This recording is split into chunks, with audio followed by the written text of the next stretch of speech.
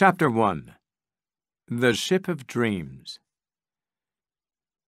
The ship could carry more than 3,000 passengers, but it only had lifeboats for 1,178 people. The King of the World. James Cameron was the big winner at Oscar night in Los Angeles in March 1998. His 1997 movie was named Best Picture, winning 10 other Oscars too. As Cameron held up the Oscar, he repeated a famous line from the movie, "I'm the king of the world." He later joked that size does matter. It was a dream that Cameron had for a long time. He loved history, and he was always interested in the story of the Titanic. Cameron's early movies, for example, The Terminator and Aliens, were full of action. Titanic had plenty of action too, but the heart of the movie was a love story. Cameron chose 2 young actors for this. Leonardo DiCaprio played Jack Dawson. Born in 1974, DiCaprio was first seen on TV at the age of 5. He became famous in the 1990s with movies like What's Eating Gilbert Grape and This Boy's Life. Work on Cameron's Titanic was long and difficult for DiCaprio. Kate Winslet played Jack's lover, Rose.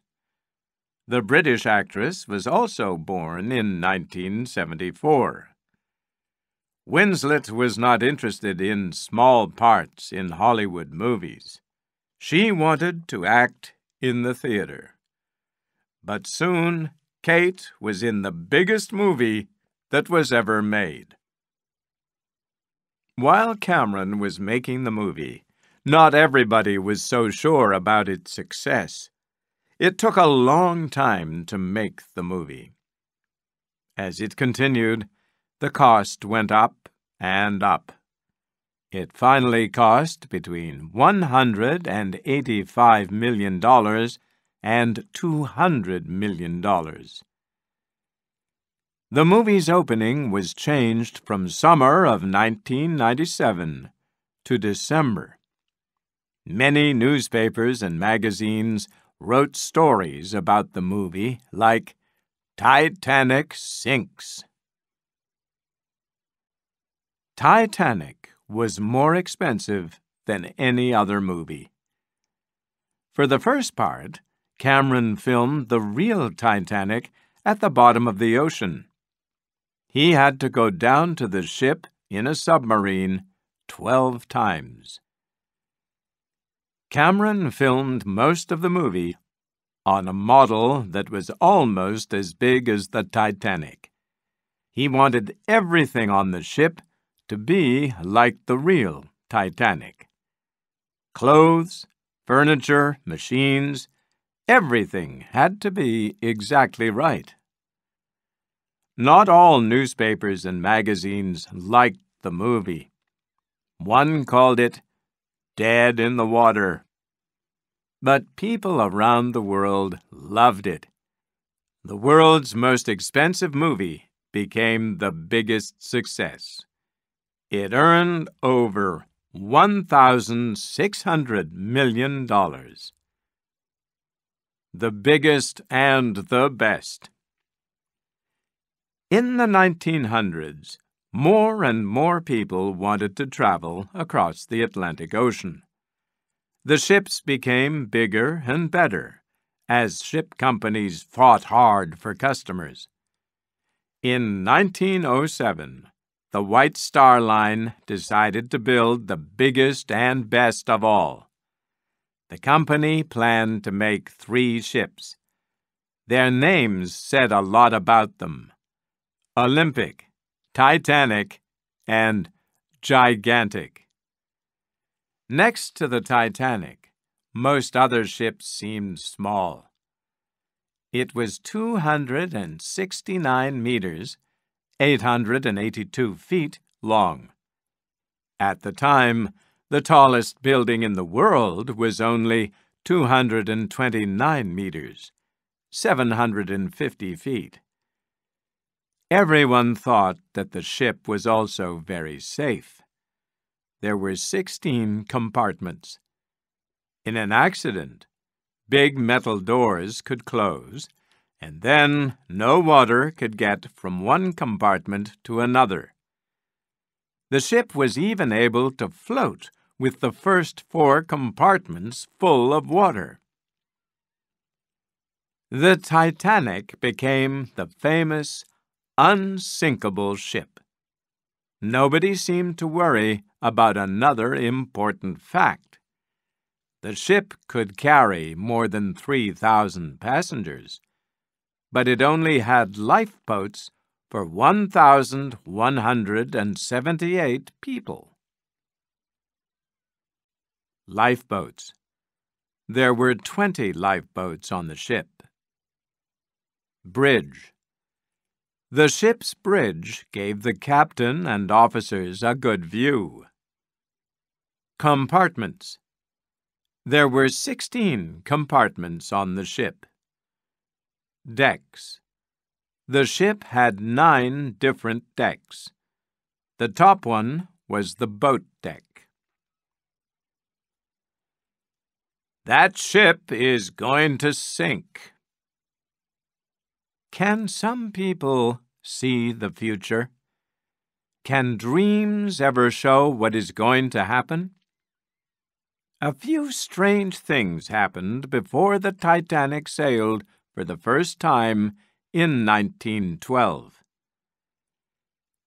Strange books.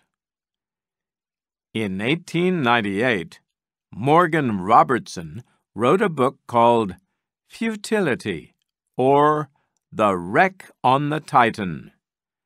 The book told the story of a ship crossing the Atlantic. It hit an iceberg and sank.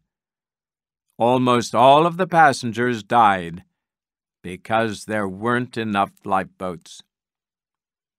6 years earlier, in 1892, William T. Stead wrote From the Old World to the New. In that story, too, a ship hit an iceberg and sank. Another ship picked up the survivors. The captain's name was E.J. Smith, the name of the Titanic's captain. 20 years later, Stead traveled on the real Titanic. He didn't survive. Dreams and bad feelings. The Edelmans were planning to return to the United States on the Titanic. Suddenly, Mrs. Edelman had a terrible feeling of danger. She and her husband didn't travel on the Titanic. Mrs. Blanche Marshall watched the Titanic from an island near Southampton. "That ship is going to sink before it reaches America," she said. "I can see hundreds of people in the icy water." The Titanic left Southampton on the south coast of England at noon on April 10th, 1912. Even at the start of the trip, the Titanic had bad luck. There was almost an accident in the first minutes of the trip. The danger passed, but for some people, this was a bad start to the famous ship's first trip across the Atlantic. Some people said, "It's bad luck." A. The Titanic sailed past two other ships, the Oceanic and the New York. B. Because the Titanic was so big, the New York was pulled closer toward it. The ropes broke on the smaller ship.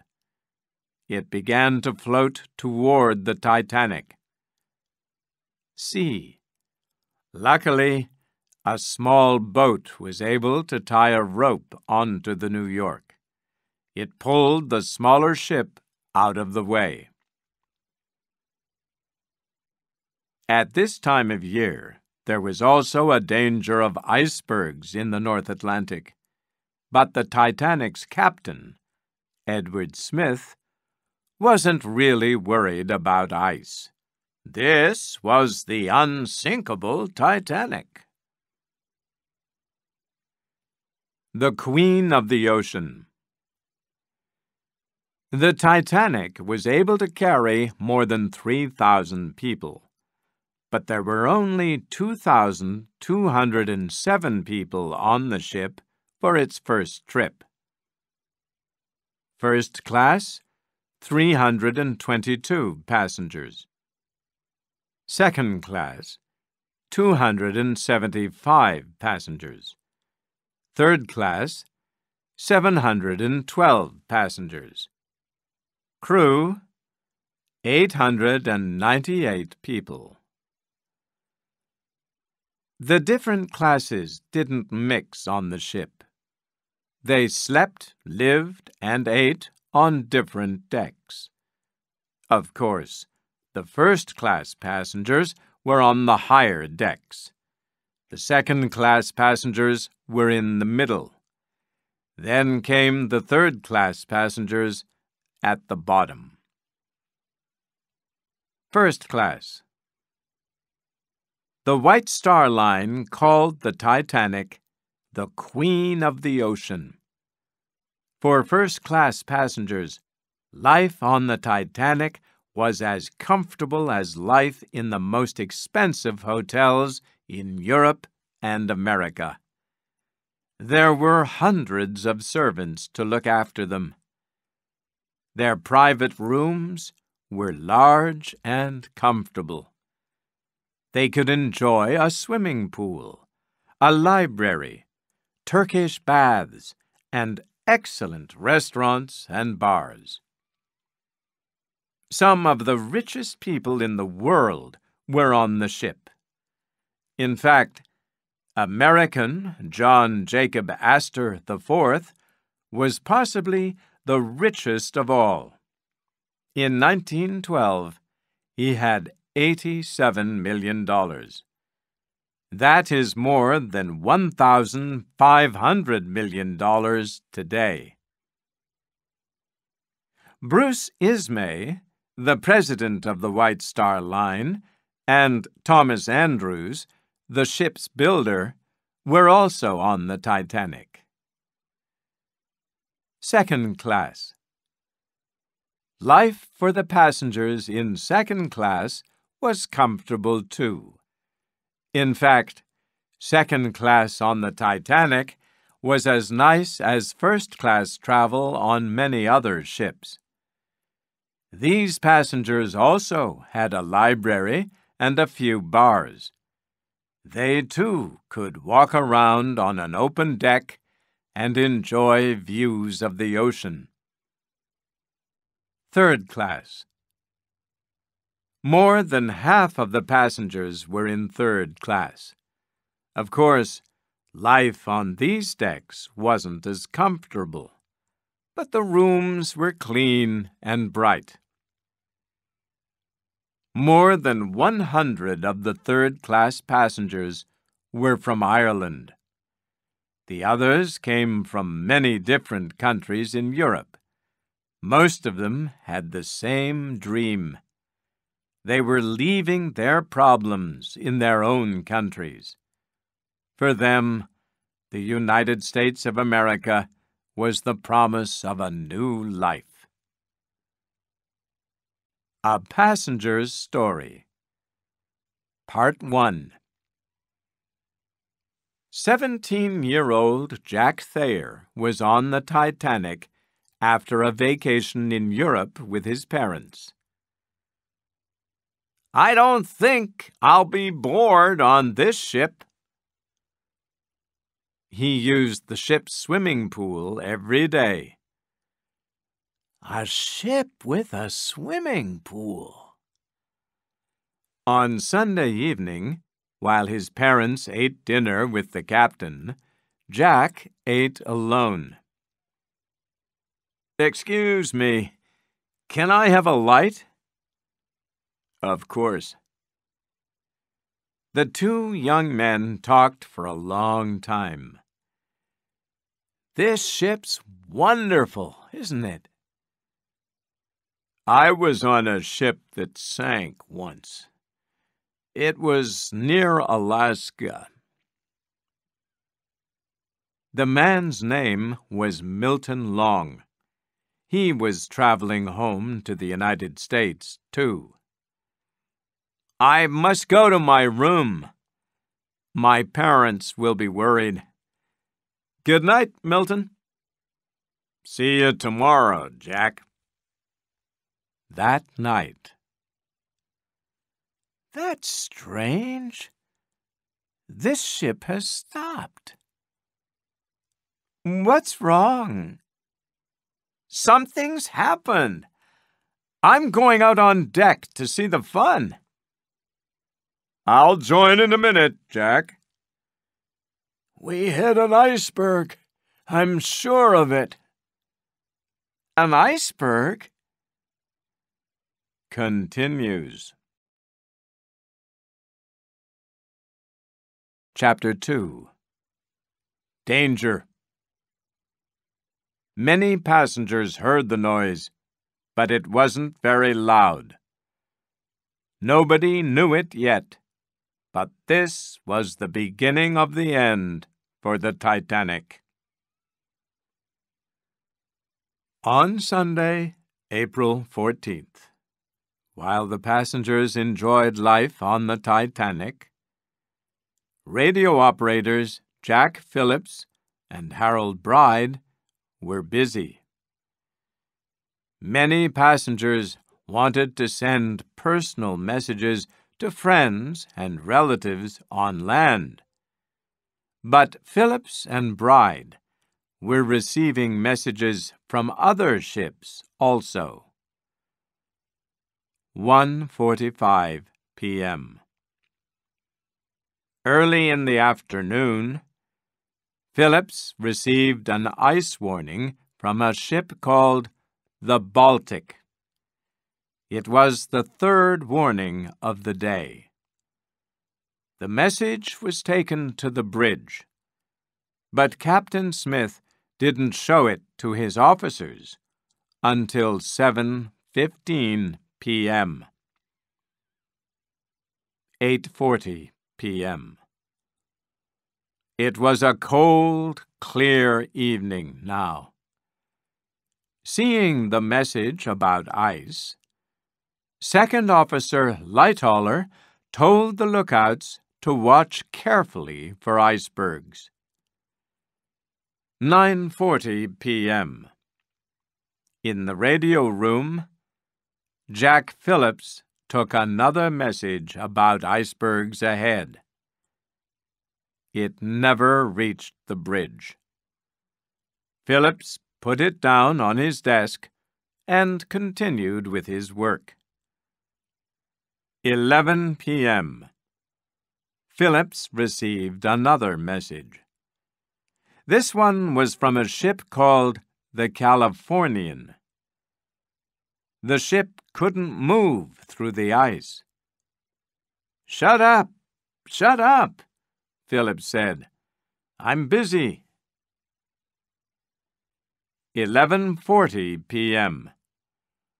Lookouts Frederick Fleet and Reginald Lee were cold and tired.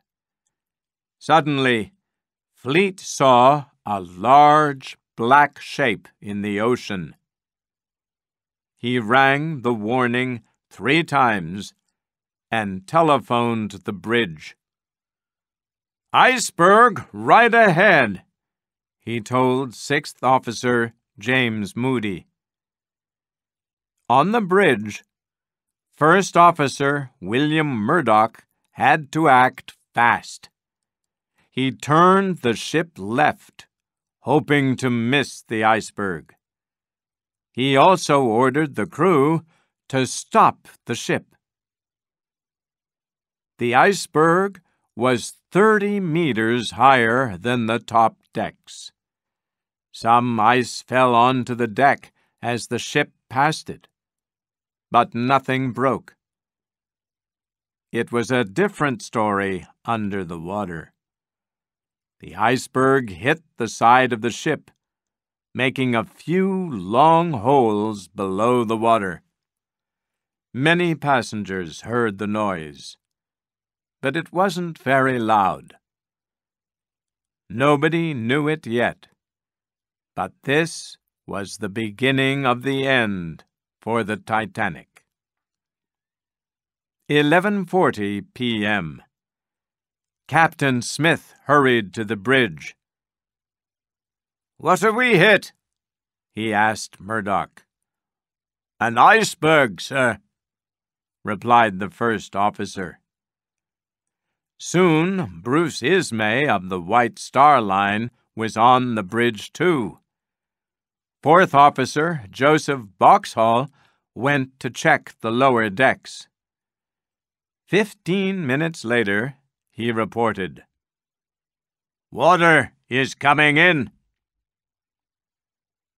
12 a.m. Captain Smith and the ship's builder, Thomas Andrews, went below to check.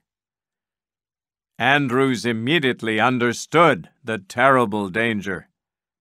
The ship could float with water in the 4 compartments at the front, but there was water in 5 of the compartments. There was no hope. The Titanic was sinking. 12:05 a.m. There was only one thing that Captain Smith could do now. Just after midnight, he ordered the crew to prepare the lifeboats. Women and children first. After Smith gave the order, the crew started to wake the passengers. They told them to put on their life jackets and warm clothes. Passengers should go to the boat deck.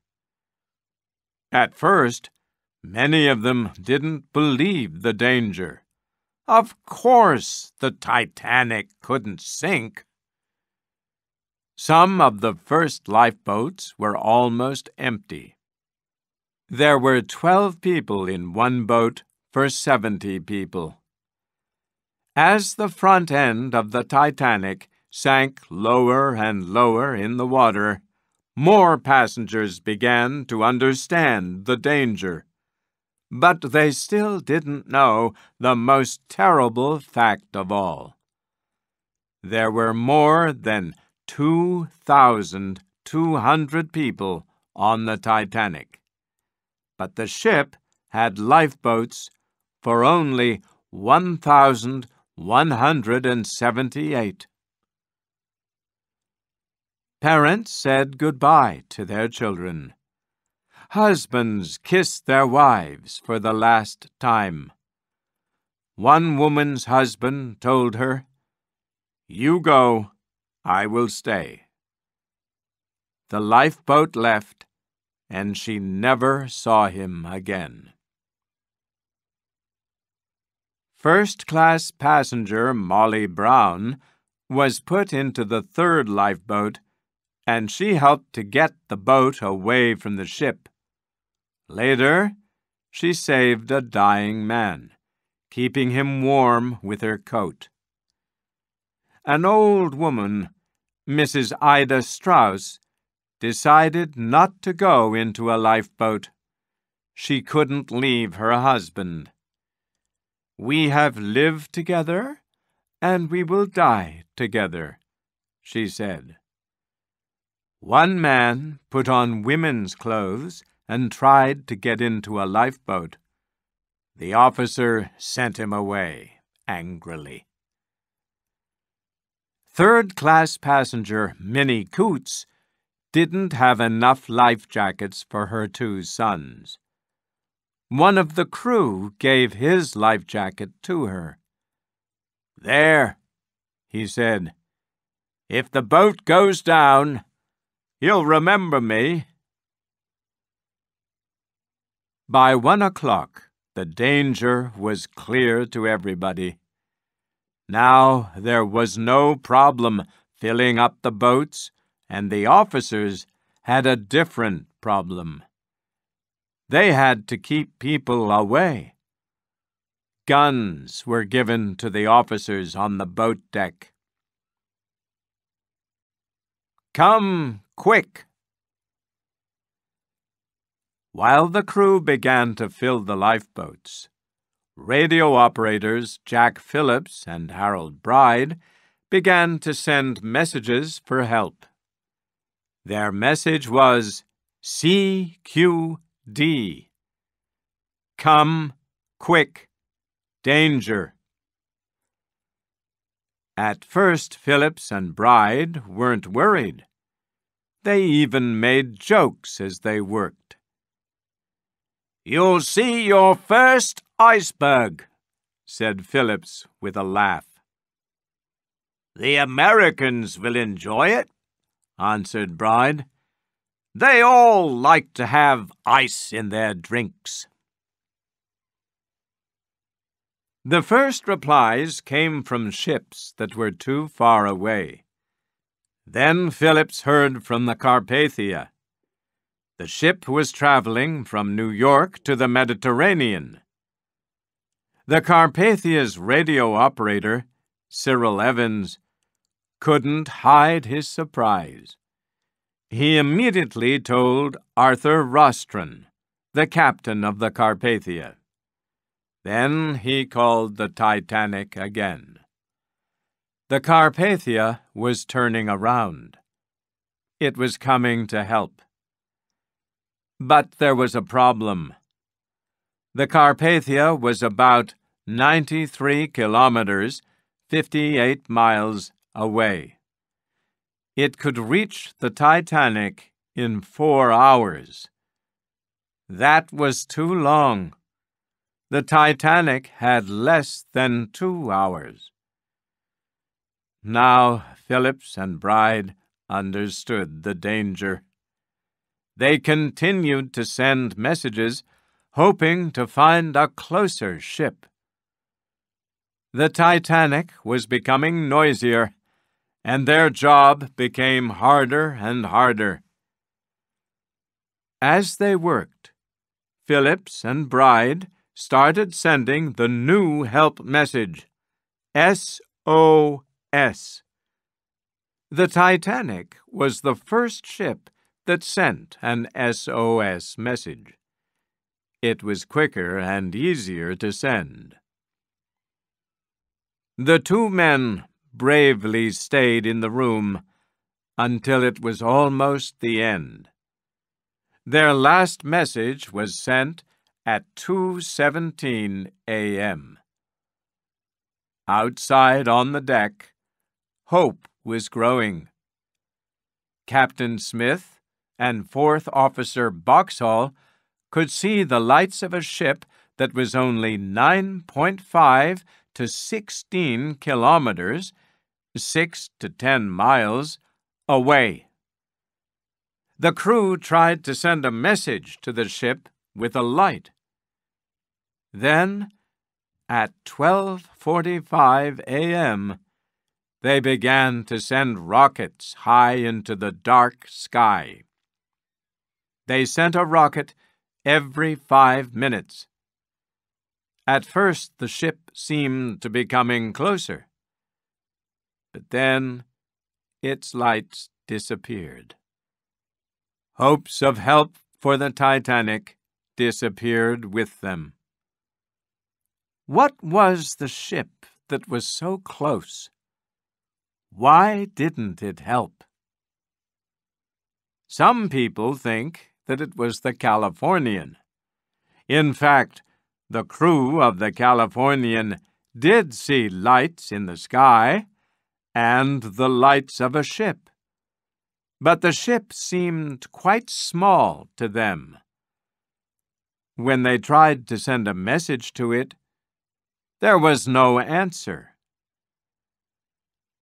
Did the officers on the Titanic see a different ship? More and more people today think that it was a Norwegian fishing boat. Why didn't it help? Maybe it was breaking the law by being in the area. A Passenger's Story, Part 2. I can't believe that the band is still playing. Jack! Milton! What have you done to this ship? This is serious, Jack. They're putting women and children into lifeboats. Come this way. Then, there are too many people. Where are my parents? I can't see them. The friends watched as lifeboat after lifeboat left. Soon the end was near. Look! He's tying chairs together. Climb up here. This is it, Jack. Good luck. Continues. Chapter 3. The Sinking Ship. Suddenly, the front of the ship moved more quickly down into the water. A big wave began to move up the boat deck. Well, boys, do your best. After 1 o'clock on the morning of April 15th, the Titanic's front end was sinking fast. The band still played, and the lights were on, but everyone knew what was happening, and there were few lifeboats left. A 14 or 15-year-old boy tried to hide on a lifeboat. The ship's officer pointed a gun at him. "Be a man," he said. The boy left the lifeboat. When one lifeboat hit the water, its ropes were still joined to the ship. Before it could get away, another lifeboat began to come down on top of it. Luckily, a crewman cut the ropes with a knife in time. Was it true? Many people believe that the third-class passengers were kept away from the boat decks. It is true that many of these passengers lost their lives. Some of the crew did try to help the third-class passengers to the boats. The job wasn't easy. Passengers had to go up the ship's many decks. Many of them didn't speak English.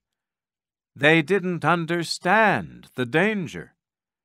Some refused to follow the crew and stayed on their deck.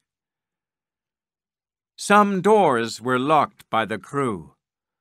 Nobody really knows why. Were they following orders? Were they just afraid? But women and children from third class were sent to the boat deck. The most crowded lifeboat left at 1:25 a.m. with 70 people in it. Most of them were women and children from third class. But the men were still kept away from the boat deck. When they reached it at last, it was too late. Almost all the lifeboats were gone. By 2 o'clock, the water was just below the boat deck. When the crew were preparing the next lifeboat, a crowd tried to climb into it.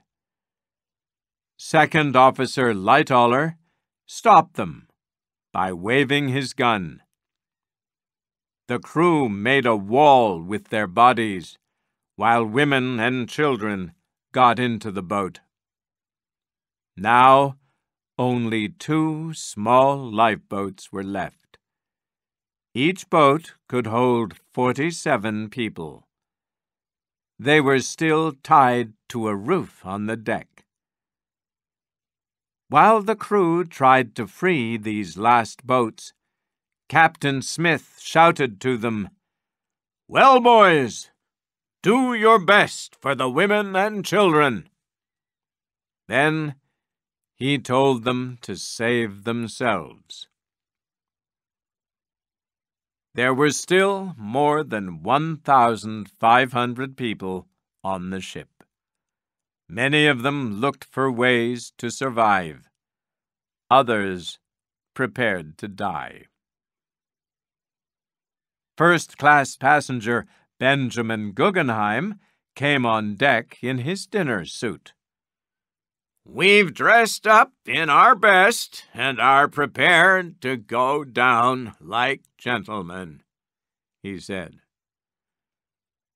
At around 2:10 a.m., Wallace Hartley told the musicians in his band to save themselves. All 8 musicians chose to stay with Hartley, and they played a final song together. Suddenly, the front of the ship moved more quickly down into the water. A big wave began to move up the boat deck. The end was here. It seemed a dream. The deck was getting steeper and steeper. It was impossible to stand. There was a terrible crashing noise as furniture and plates fell. Many people were thrown into the water. Others jumped, hoping to swim to a lifeboat. Radio operator Harold Bride was one of the men who was trying to free the last lifeboats. As the great wave came up the deck, one boat floated away on the water upside down. More than 20 men climbed on top of it, but Bride was under the boat, and he couldn't escape. For 45 minutes, he held onto the boat in the freezing water. In the great ship's final minutes, the lights went out. There was no moon that night, but some light came from the stars in the clear, dark sky. Suddenly, there was a new noise. This was the loudest of all, and it could only mean one thing. The ship was breaking in two. People were still falling. Others chose to jump now. One passenger spoke of the last seconds as the ship sank. Slowly, the water seemed to come up toward us. It seemed a dream. At 2:20 on the morning of April 15th, the Queen of the Ocean was gone. At first, the people in the lifeboats were most afraid for their own lives. One crewman shouted, "Pull for your lives!" But they had to decide what to do. The Titanic was gone, and hundreds of people were in the icy water of the North Atlantic. Some were holding on to furniture. Others were trying to swim. Many were screaming for help. To the people in the lifeboats, the noise seemed to fill the night. A. As the front part of the ship sank, the back came up out of the water. It climbed higher and higher. B. The ship broke in two. The front part sank. C. The back part of the Titanic fell back. It sat flat in the water for a short time. Hope grew in some passengers. They probably thought, "It's going to float." D. Then this part of the ship began to sink too. Soon the back of the ship was high in the air. It didn't move for a few minutes. Then it began to sink, moving faster and faster into the dark water. Chapter 4. In the Water. People in the boats waved and shouted. Some burned letters and papers so the Carpathia could see them. The people in the lifeboats listened to all those cries for help. Imagine the terrible discussions. You sit in the lifeboat. The cold is terrible. But you know that it is much, much worse for the people in the black water. You can hear their screams in the dark. "They can't stay alive in the freezing water," says a man in the boat. "It's too cold." "Our friends and relatives are dying," shouts a woman holding a small child. "My husband stayed on the ship. We have to go back and help." The crewman shakes his head. "We can't. If we go back, too many people will try to get into the boat. Then we'll all die." "We have to save ourselves now," agrees a man at the back of the boat. He is crying as he speaks. You listen in silence. The screams are becoming quieter as the people in the water become weaker and weaker. Soon it will be too late. What do you think? What was the right thing to do? In fact, only one of the lifeboats did go back.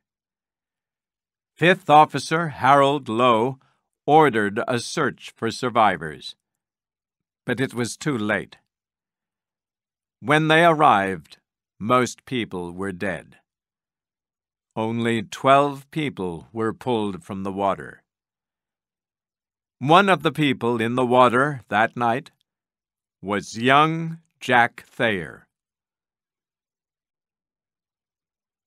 A Passenger's Story, Part 3. Jack was a strong swimmer, but the water was icy. "I can't believe it. The ship is breaking in two. Milton! Where are you?" But Jack never saw Milton Long again. Most of the men on the boat were from the ship's crew. "Here, boy! Help me! Where were you?" "I was under the boat."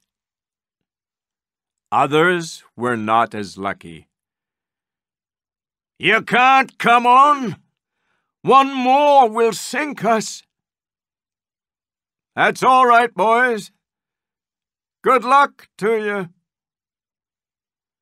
Soon the ocean was silent and empty. "Dead. They're all dead." "My name is Harold Bride. I'm a radio operator. The Carpathia is coming to help.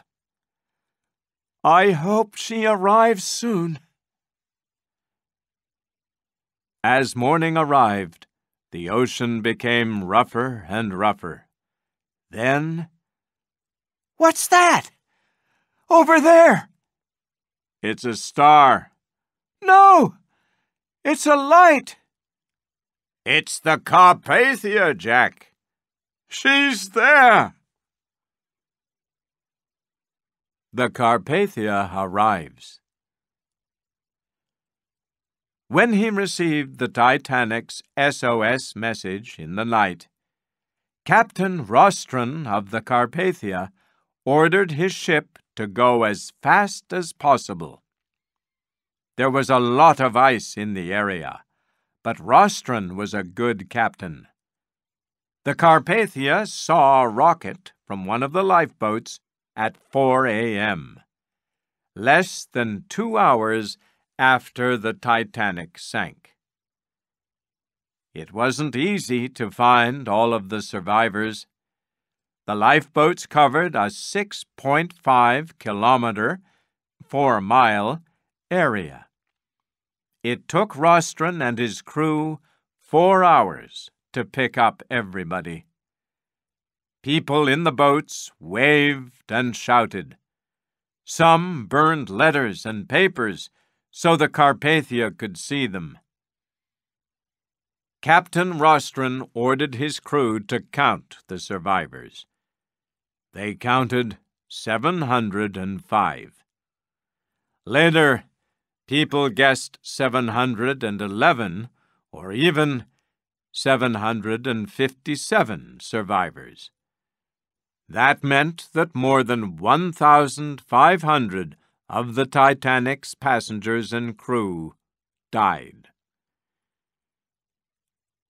Who lived and who died?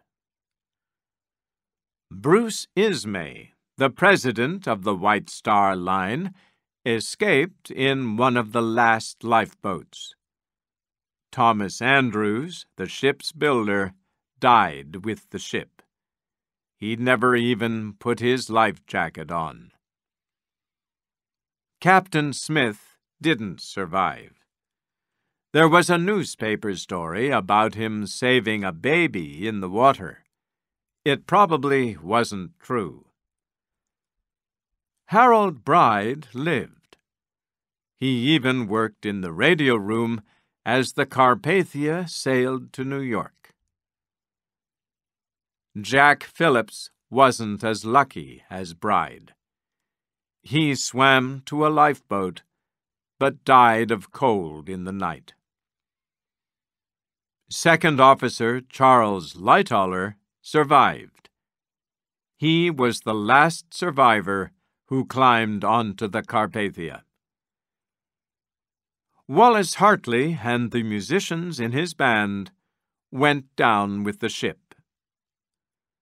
Molly Brown lived and became famous for her bravery on the night of the disaster.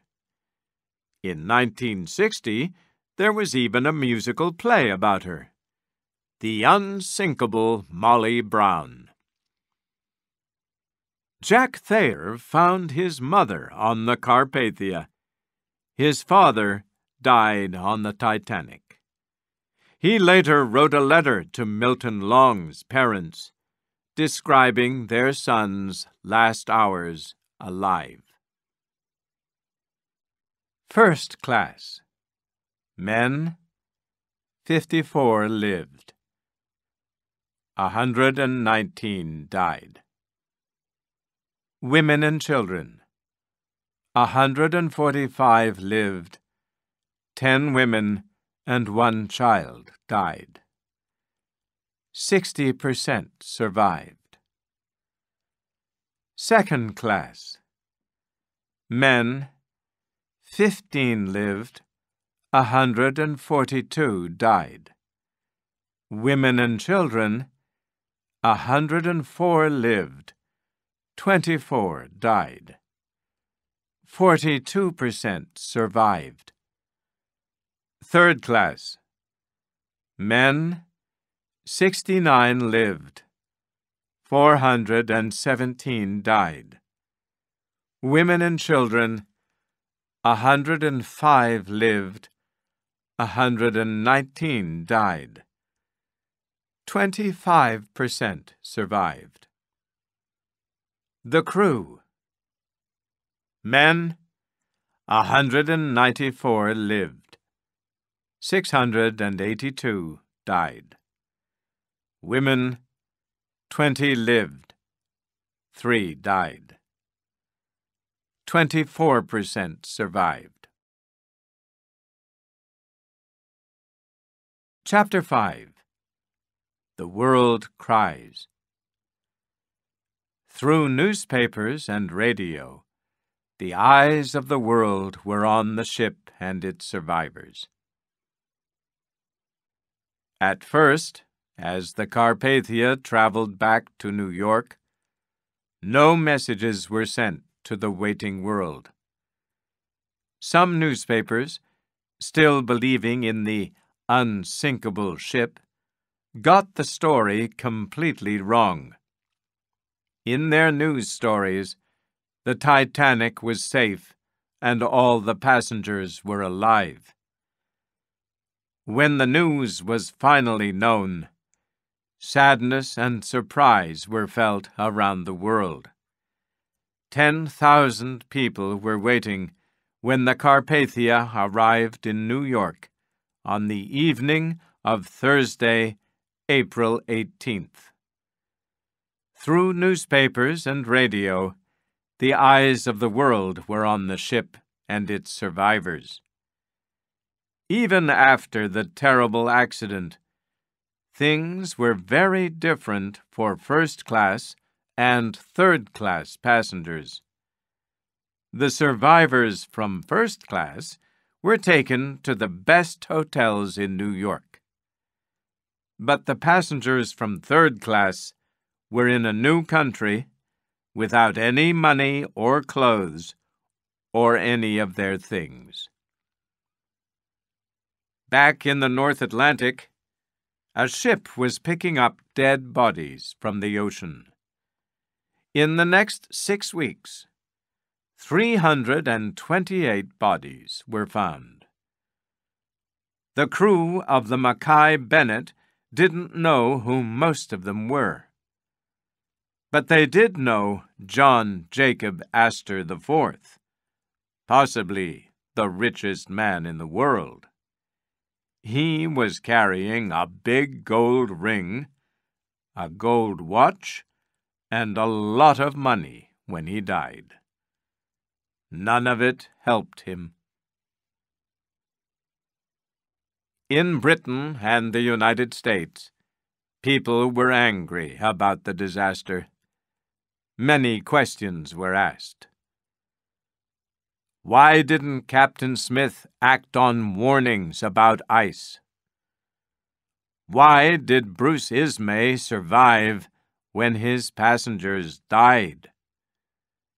Why didn't the Californian help when they saw rockets? Did a Norwegian fishing ship turn away from the Titanic? Why weren't there lifeboats for all the passengers? The Mystery Children. One of the strangest stories was the Titanic's mystery children. When the ship was going down, a man passed his 2 young sons into the last lifeboat. The father, Louis Hoffman, didn't survive. The boys arrived in New York on the Carpathia, but nobody knew who they were. No family was found.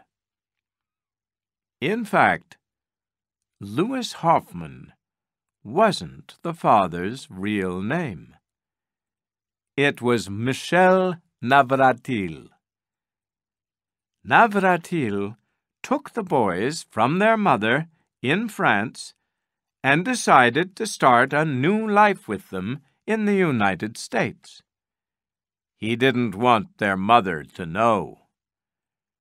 Finally, the mother saw her sons in a newspaper, and the boys were sent back to France. There they told her their father's last words. Tell her that I loved her, and still do. An unbelievable story. The Allisons were a rich family from Montreal in Canada, traveling in first class. An English nurse, Alice Cleaver, was looking after the family's 2 children, baby Trevor and his 2-year-old sister, Lorraine. On the night of the accident, the Allisons were on deck. Alice Cleaver picked up the baby. "I won't let him out of my arms," she told the boy's mother. Then she left and found a lifeboat. After she got to the Carpathia, she kept Trevor Allison with her. At the time, all the newspapers called her very brave. The rest of the Allison family were not so lucky. They died on the ship. But the story of the Allison family and their nurse did not go away. In 1940, an American woman, Lorraine Kramer, spoke on the radio. She was, she said, Lorraine Allison. This was her story. Thomas Andrews, the ship's builder, carried her into one of the Titanic's lifeboats.